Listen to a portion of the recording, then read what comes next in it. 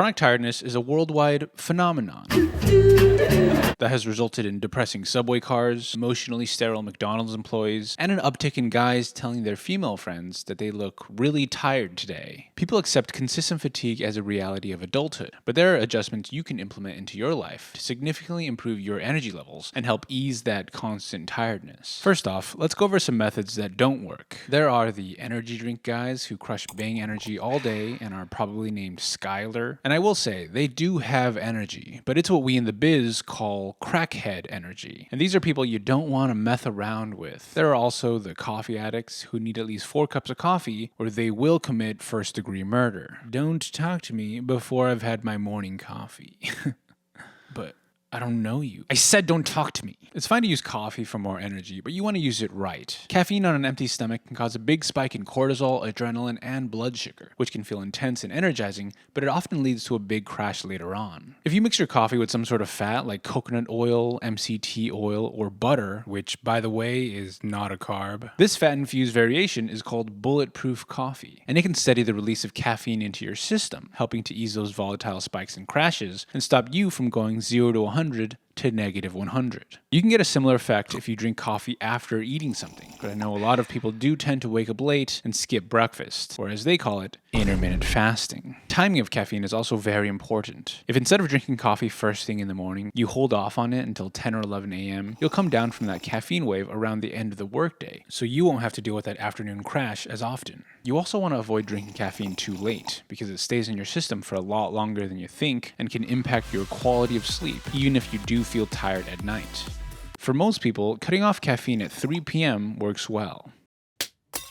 12 p.m. is when I stop drinking coffee, partially because I get a little jittery when I'm on it, but mostly because coffee makes my beehole look like a chocolate soft serve machine on a hot summer's day. Alright, here are some quick tips that can help with your energy levels. Using mouth tape has grown a lot more popular these days. Previously, it was just used for kid napping, but now it's used for adult napping too. Mouth breathing can make your sleep a lot less restful, even if you get a full 8 hours, which obviously impacts your energy levels throughout the day. Also, mouth breathing while you sleep can lead to something called Bob's Burger Chin, where over time, your neck and chin join forces to create a weird-looking dude. Mouth tape makes you breathe through your nose as you sleep, which helps improve sleep quality, decrease snoring, and helps prevent cankle of the face. For tape, you want to use some sort of medical tape and not duct tape, unless you like getting your face waxed every single day.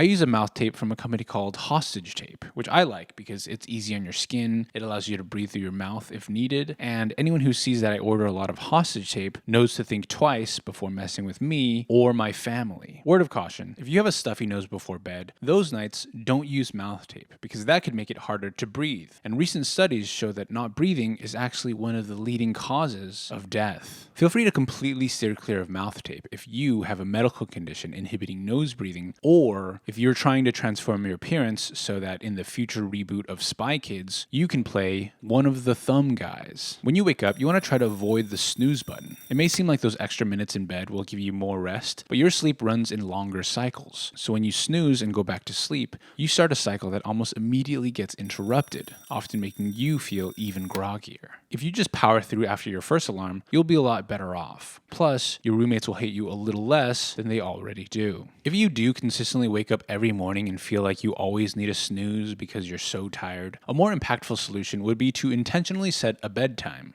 I know this sounds obvious, but most people don't have an established bedtime and just happen to go to sleep whenever sleep happens to happen. Oh, I forgot to mention. Happen. This results in people having extremely inconsistent, unreliable sleep. Wait, I didn't even cuss. I just said, hey, guys, get it together, okay? We're on air. When setting your bedtime, you want to take into account the time it takes to fall asleep. Try to give yourself at least a 30-minute buffer so you can make sure you're getting enough proper rest. If you start work at 9 a.m., you don't leave your house at 9 a.m. unless you work remote, in which case you can wake up at 10, do laundry, and then take a 2-hour lunch. Remote work is the best, despite it also being the downfall of Western civilization. Setting a bedtime helps structure your night, which inevitably sets you up to have a better tomorrow, because a good day starts the night before.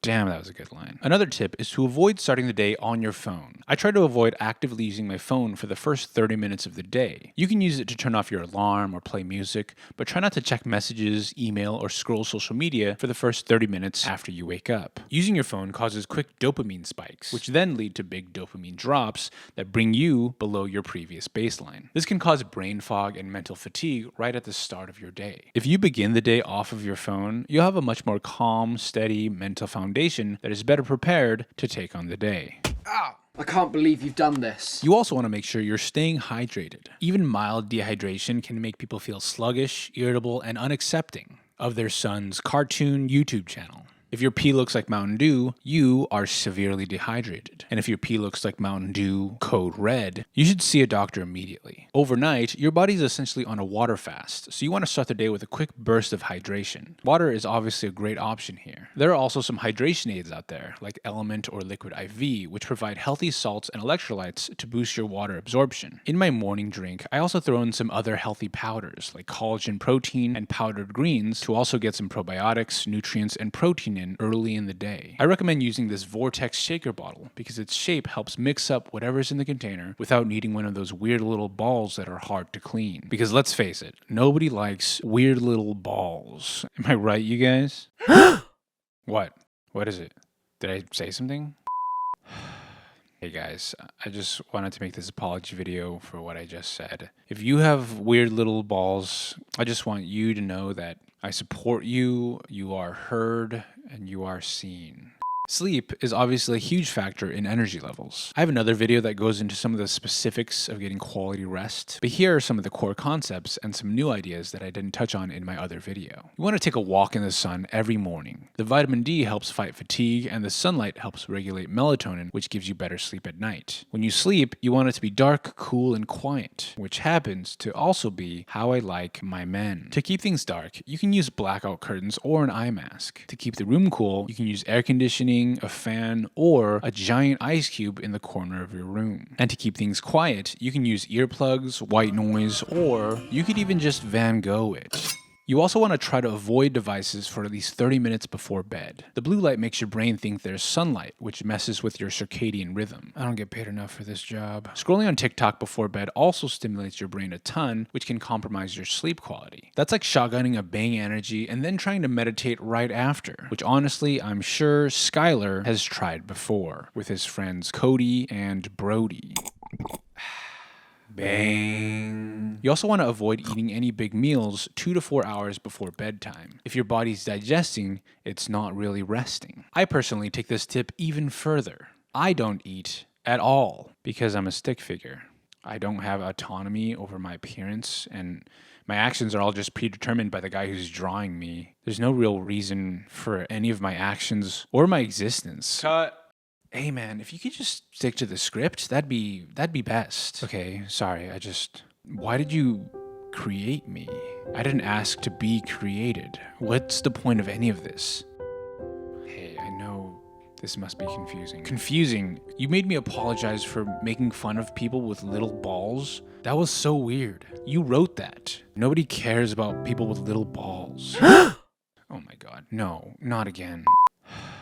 Hey guys, I am so sorry for what I said. Little balls are fine, I guess. I guess Jonathan couldn't think of another way to end the video. Anyway, balls of all sizes are cool. This is so stupid. I'll be in my trailer.